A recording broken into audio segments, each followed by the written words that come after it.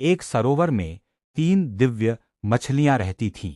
वहां की तमाम मछलियां उन तीनों के प्रति ही श्रद्धा में बंटी हुई थीं। एक मछली का नाम व्यावहारिक बुद्धि था, दूसरी का नाम मध्यम बुद्धि और तीसरी का नाम अतिबुद्धि था। अतिबुद्धि के पास ज्ञान का असीम भंडार था। वह सभी प्रकार के शास्त्रों का ज्ञान रखती थी। मध्यम बुद्धि को उतनी ही दूर तक सोचने की आदत थी, जिससे उसका वास्ता पड़ता था। वह सोचती कम थी, परंपरागत ढंग से अपना काम किया करती थी। व्यवहारिक बुद्धि न परंपरा पर ध्यान देती थी और न ही शास्त्र पर।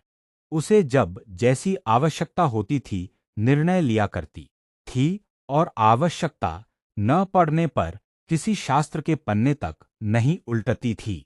एक दिन कुछ मछुआरे सरोवर के तट पर आए और मछलियों की बहुतायत देखकर बातें करने लगे कि यहाँ काफी मछलियां हैं।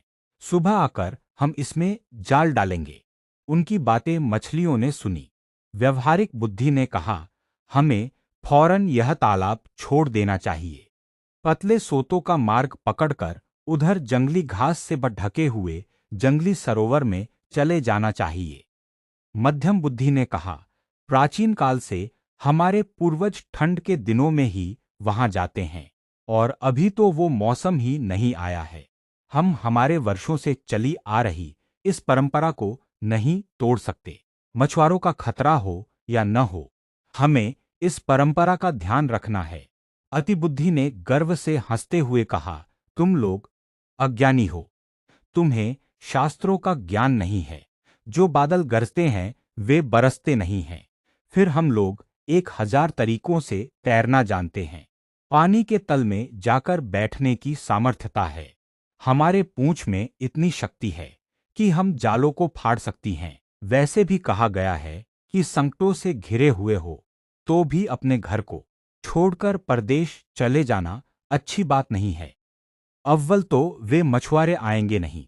आएंगे तो हम तैरकर नीचे बैठ जाएंगी, उनके जाल में आएंगे ही नहीं। एक दो फंस भी गईं तो पूंछ से जाल फाड़कर निकल जाएंगे भाई। शास्त्रों और ज्ञानियों के वचनों के विरुद्ध मैं तो नहीं जाऊंगी। व्यवहारिक बुद्धि ने कहा, मैं शास्त्रों के बारे में नहीं जानती, मगर मेरी बुद्धि कहती है कि मनुष्य जैसे ताकतवर और भयानक शत्रु की आशंका सिर पर हो तो भागकर कहीं छुप जाओ। ऐसा कहते हुए वह अपने अनुयायियों को लेकर चल पड़ी। मध्यम बुद्धि और अतिबुद्धि अपने परंपरा और शास्त्र ज्ञान को लेकर वहीं रुक गई। अगले दिन मछुआरों ने पूरी तैयारी के साथ आकर वहां जाल डाला और उन दोनों की एक न चली। जब मछुआरे उनके विशाल शरीर को टांग रहे थे, तब व्यवहारिक बुद्धि ने गहरी सांस लेकर कहा, इनके शास्त्र ज्ञान ने ही धोखा दिया। काश इनमें थोड़ी व्यवहारिक बुद्धि भी होती।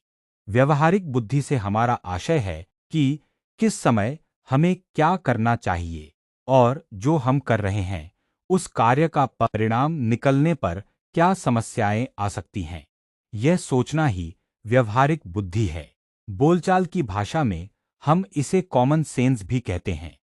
और भले ही हम बड़े ज्ञानी ना हों, छोटी मोटी किताबें ना पढ़ी हों, लेकिन हम अपनी व्यवहारिक बुद्धि से किसी परिस्थिति का सामना आसानी से कर सकते हैं।